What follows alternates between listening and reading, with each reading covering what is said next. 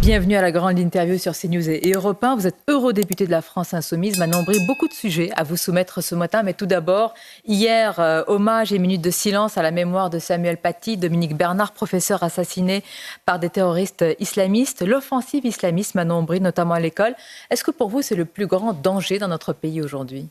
D'abord, hier était un moment de recueillement collectif, parce que à chaque fois qu'on s'en prend à nos professeurs, en l'occurrence là par des obscurantistes, des terroristes islamistes, on s'en prend à notre école, et qu'il faut lutter contre toutes les formes d'obscurantisme. Et que oui, bien sûr, c'est un danger pour l'école, mais je pense que ce qui est un danger aussi, on en parlera aujourd'hui, c'est l'abandon de notre école, qui est là où on forme nos petits, nos bébés, le futur de la République. Et quand je vois que ce gouvernement prévoit 4000 suppressions de postes d'enseignants dans l'école, évidemment que ça aura un impact sur la formation de nos enfants. Parler. Et donc, mais c'est ce qu'on a de plus précieux, sur le danger. L'école, il faut la chérir. C'est un danger, je ne sais pas s'il faut les hiérarchiser. Une hiérarchie, mais deux professeurs assassinés. Mais bien sûr, et je vous l'ai dit, c'est à chaque fois qu'on s'en prend à un professeur, on frappe la République en son sein. Et que l'obscurantisme fait du mal au savoir par définition, en fait. L'école, c'est l'endroit où on apprend. Et les obscurantistes veulent tout sauf apprendre, nous ouvrir à l'autre, et c'est pour ça qu'il faut chérir l'école. Je vous pose cette question, Manon Bry, parce que Sandrine Rousseau a la même question qui lui a été posée pour savoir si l'entrisme islamiste est un fait aujourd'hui dans notre pays. Elle a répondu que l'école est attaquée par des conservatismes. Est-ce que vous faites la même réponse ? Elle a raison. Il y a toute forme de conservatisme qui mettent en danger l'école comme un terrain d'apprentissage. Lesquels, par exemple ? Vous prenez certains établissements privés, par exemple, qui enseignent que le droit à l'avortement, c'est tuer des fœtus et tuer des enfants. Moi, je suis en profond désaccord avec ça, mais c'est pas une question de point de vue. Là, c'est une question aussi de s'assurer que la République maintienne son principe, qui est écrit d'ailleurs sur le fronton des écoles, liberté, égalité, fraternité, et l'école doit le garantir. Et c'est pour ça qu'il faut lutter contre toutes les formes d'obscurantisme. Mais est-ce que, je répète ma question, c'est quand même important, est-ce qu'elles sont à mettre sur le même niveau ? La Sandrine Rousseau parlait de tri qui sont faits dans certaines bibliothèques aux États-Unis. Est-ce qu'on les met sur le même plan qu'un fanatisme qui a tué 2 professeurs en France ? Sonia Mabrouk, toute forme d'obscurantisme est à combattre. Et la pire de ces formes d'obscurantisme se traduit par des assassinats lâches, comme on a eu par des terroristes islamistes, et j'ai aucune difficulté à le dire.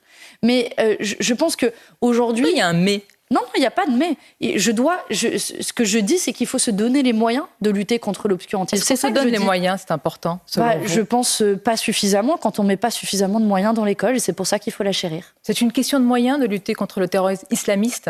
C'est notamment une question de moyens. Alors après, on pourrait élargir sur les moyens au renseignement, les moyens de la justice. J'entends d'ailleurs même que le ministre de la Justice se plaint de son budget. Donc c'est un des éléments. C'est pas le seul, mais c'est un des éléments. Par exemple, la famille de l'assassin de Dominique Bernard, Manon Bry, c'est la famille Mogouchkov, a toujours vécu sans papier en France et sous obligation de quitter le territoire français. Compte tenu de ces scandales liés aux OQTF, est-ce que vous dites, comme certains, qu'une loi immigration, une nouvelle loi, est urgente dans notre pays ? Sonia Mabrouk, je pense que vous observez la vie politique depuis un certain nombre d'années. Et je pense, comme toutes les Françaises et tous les Français, on ne va pas tomber dans le panneau. La ficelle est un peu grosse. Pourquoi on parle d'une nouvelle loi immigration alors qu'il y en a eu 20 ces dernières 20 années, que la dernière loi immigration est même pas complètement mise en œuvre, que tous les décrets n'ont pas été pris ? Que veut faire le gouvernement ? Il veut faire diversion. Diversion pour ne pas parler de son budget qui va être la pire saignée sociale jamais connue dans notre histoire. On ne va pas en faire l'impasse. Et je vous en remercie. Mais c'est juste une question de diversion, il n'y a pas besoin de nouvelle loi immigration en France. Mais là, le seul objectif de ce gouvernement, c'est, alors qu'ils sont aux abois, qu'ils savent qu'ils tiennent sur le soutien du Rassemblement national, c'est de se dire, on va aller chercher, on va acheter en quelque sorte le soutien du Rassemblement national en copiant, collant leurs projets et leurs programmes.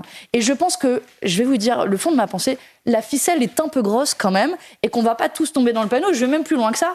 Je pense que ce gouvernement sera tombé, allez, je vous fais le pari, ce gouvernement sera tombé avant même qu'une potentielle loi immigration puisse être examinée, parce que la réalité, c'est que les jours sont comptés pour ce gouvernement. Et je suis prête à prendre le pari, allez, on est un matin, un bon petit-déj, je vous parie un bon petit-déj que ce gouvernement n'aura même pas l'occasion de proposer un tel projet de loi.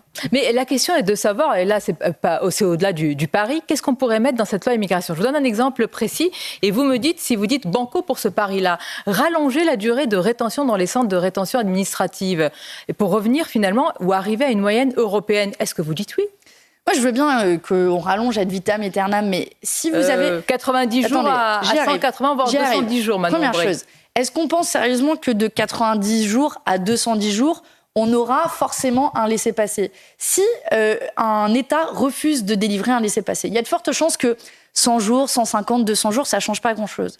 Et donc, au final, si vous maintenez dans des centres d'enfermement, parce qu'on parle de centres d'enfermement, des personnes qui attendent leur laissez-passer, sous OQTF, ça peut être ad vitam aeternam. Oui, mais des OQTF, ça ne veut pas pour autant dire qu'ils sont tous des délinquants. Je prends l'exemple pour Philippine, sauvagement assassiné. Son meurtrier présumé, faute d'une réponse du Maroc à temps, il a fallu le relâcher, Manon Aubry, quelques jours de plus. Il n'aurait pas dû être relâché. Vous savez pourquoi? Ça aurait été vital. Parce que l'enjeu, dans le cas de l'assassin de Philippine, c'était la récidive. Il avait déjà été condamné pour violence sexuelle et il a été relâché dans la nature sans suivi. Et donc, le problème est plus profond sur les actes de violence sexiste et sexuelle. C'est comment on opère un suivi et on prévient ce type de drame absolument insupportable qu'a été le meurtre de Philippine. Et moi, je suis pour aussi qu'on se donne véritablement les moyens si on veut agir contre les violences sexuelles, parce que très souvent, je vais vous dire, c'est de la chair à canon électoral. On parle des droits des femmes que quand il s'agit des étrangers. Moi, je veux qu'on parle des droits des femmes tous les matins. Nous sommes d'accord sur les violences sexistes, mais il n'avait rien à faire sur le sol français d'abord. Il n'avait rien à faire dans la nature. Sur le sol français, Manon Aubry, non ?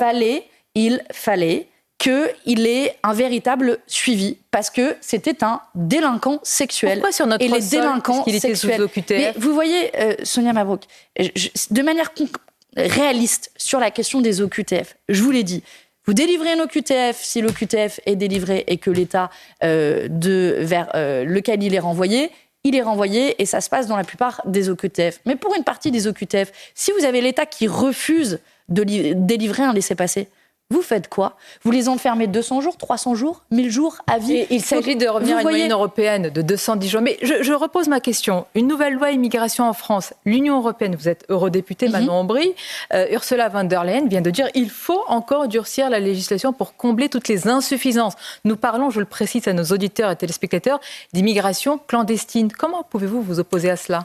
Écoutez, c'est exactement la même opération de diversion qui se déroule au niveau européen. Elle a un budget, Madame Ursula von der Leyen ? Oui, elle est aussi en difficulté. Elle a une majorité qui est très faible. Le parallèle peut se faire avec le gouvernement français. Et là aussi, elle repose sur l'extrême droite. Et là aussi, il y a une loi immigration qui a été adoptée au niveau européen il y a moins de 2 ans. Et les textes européens, ils mettent 2 ans à être transposés dans le droit français. Donc le dernier pacte asile-immigration, c'est comme ça qu'il s'appelle, il n'est toujours pas mis en œuvre. Et par ailleurs, que prévoit-il? C'est de mettre davantage de barbelés aux frontières de l'Union européenne. De répartir aussi avec des quotas les migrants. Non, Sonia Mabrouk. Écrit noir sur blanc. Non, Sonia Mabrouk. Je vous invite à regarder le texte de très près, puisque je suis eurodéputée, présidente de groupe au Parlement européen. Et il se trouve, on peut être en désaccord avec moi, que je travaille mes dossiers. Ce texte ne prévoit pas une répartition obligatoire entre les États membres.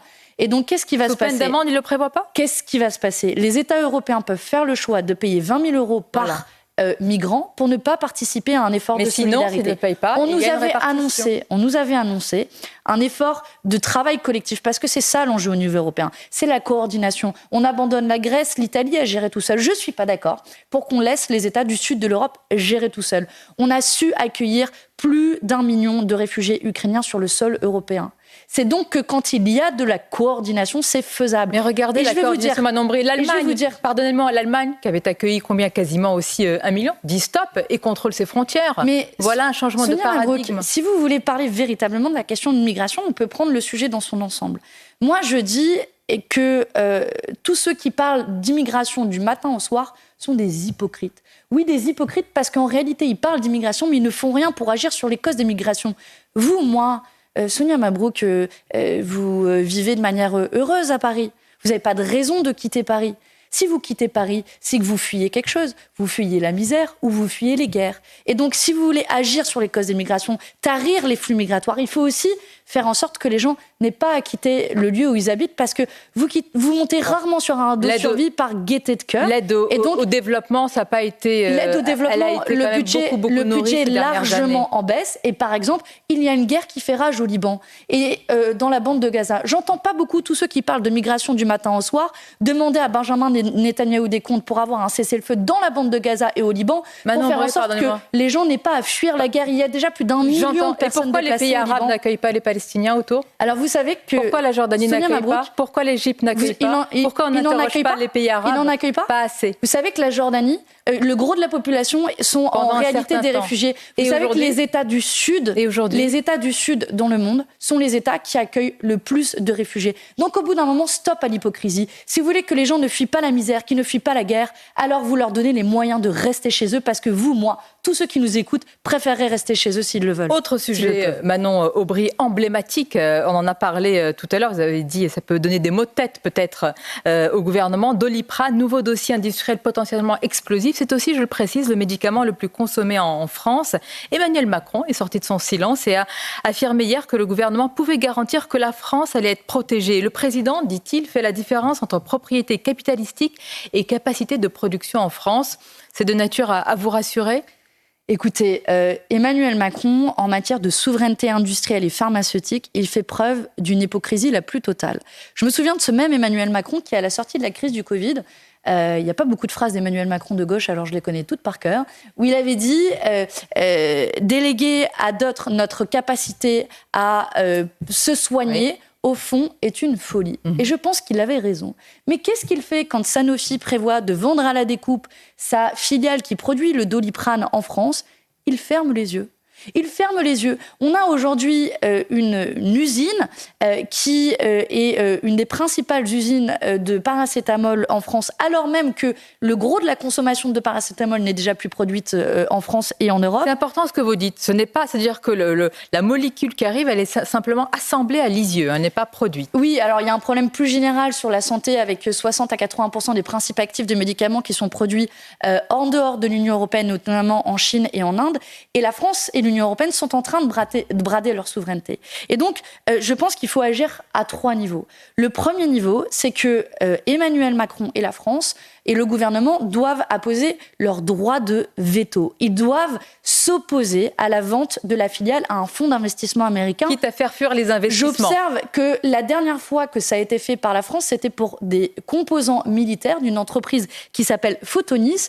Et donc, ils n'ont aucune hésitation quand il s'agit de composants militaires, mais quand il s'agit de la santé des Françaises et des Français, là, il n'y a plus personne. La deuxième chose à faire, si vous me le permettez, c'est, je pense qu'on a un problème plus global au niveau français et au niveau européen sur notre souveraineté en matière de santé. Et qu'on ne peut plus laisser le privé gérer nos vies en faisant des profits. Et donc, moi, je vais proposer cette semaine au Parlement européen une commission spéciale qui va permettre d'enquêter sur la perte de souveraineté en matière sanitaire, se donner les moyens enfin de produire en France et en Europe ce dont nous avons besoin, de répondre aux besoins des Françaises et des Français qui ont tous chez eux des boîtes de Doliprane et qui peut-être demain devront faire face à une pénurie. Donc une commission spéciale, un petit peu comme nous avons d'ailleurs sur le plan national. Qu'est-ce que vous comptez ou qu'est-ce que vous espérez découvrir que vous ne sachiez déjà ? Ce que j'espère, c'est à la fois des moyens d'enquête pour déterminer les responsabilités. Je parlais de la responsabilité des gouvernements, mais il y a aussi une responsabilité des entreprises. Par exemple, en 2016 ? Oui, par exemple. Et il y a aussi une responsabilité des entreprises. On ne va pas se cacher. Sanofi, ils ont fait plus de 5 milliards d'euros de bénéfices, plus de 4 milliards d'euros de dividendes versés aux actionnaires. Ils ont reçu plus d'1 milliard d'euros de crédit pour recherche en l'espace de 10 ans, alors que les investissements en matière de recherche ont baissé. Il est passé où cet argent ? Moi, je ne suis pas d'accord pour que l'État soit une vache à lait qui engraisse quelques actionnaires et que derrière, on brade notre souveraineté en matière sanitaire. Et c'est la raison pour laquelle je vous parlais de 3 choses à faire. La 3e chose à faire, c'est des contreparties à demander aux entreprises. Encore ? Des contreparties, parce qu'on ne peut pas déjà que dans le budget, vous allez leur demander beaucoup. Que va-t-il rester à ces entreprises aujourd'hui ? Justement, vous voyez, on parle assez peu finalement de ce budget. Je ne sais pas combien de temps il nous reste pour cette interview. Et c'est un vrai sujet puisque ce gouvernement prévoit de faire la poche des Françaises et des Français. Ils vont augmenter la taxe sur l'électricité. Ils vont baisser les pensions de retraite de tous nos anciens qui nous écoutent ou nous regardent ce matin. Ils vont s'attaquer à notre futur en supprimant 4000 postes d'enseignants. Voilà les mauvaises pistes, les mauvais projets qui sont prévus par ce gouvernement. C'est sûr que quand je regarde votre projet, c'est Noël tous les jours. Hein. C'est on distribue, il n'y a pas de problème budgétaire. Les seuls pour qui c'est Noël dans ce projet de budget, excusez-moi de le dire, c'est l'Élysée. On va demander aux Françaises et aux Français de se serrer la ceinture, mais on va augmenter le budget de l'Élysée. L'Assemblée, vous trouvez ça normal, Sonia Qu'est-ce que vous répondez? C'est Laurent Saint-Martin qui avait dit, mais pour avoir des parlementaires de qualité, il faut augmenter le budget des parlements. C'est vrai, il a raison, il faut pouvoir travailler dans de bonnes conditions avec les moyens dans une Assemblée nationale. Mais je pense qu'on a un devoir d'exemplarité aussi. Et quand je vois que l'Élysée a augmenté de je ne sais plus de combien de dizaines de pourcents son budget, et dans le même temps, il demande aux Françaises et aux Français de faire des efforts, de se serrer la ceinture. Sonia Mabrouk, nos factures d'électricité vont exploser cet hiver, les pensions de retraite vont baisser, ça va coûter encore plus cher de se soigner quand on va aller chez le médecin, quand on va avoir des arrêts maladie. Mais est-ce qu'on choisit d'être malade? Et vous voyez, au-delà de l'opposition politique que je peux avoir, tout cela n'a aucun sens. Ce gouvernement, le compte à rebours de ce gouvernement est lancé. Et pour vous, c'est la pire saignée sociale. Tombera dans quelque temps, il tombera, selon vous. Il tombera très bientôt parce qu'il n'a aucune assise électorale, aucune assise parlementaire.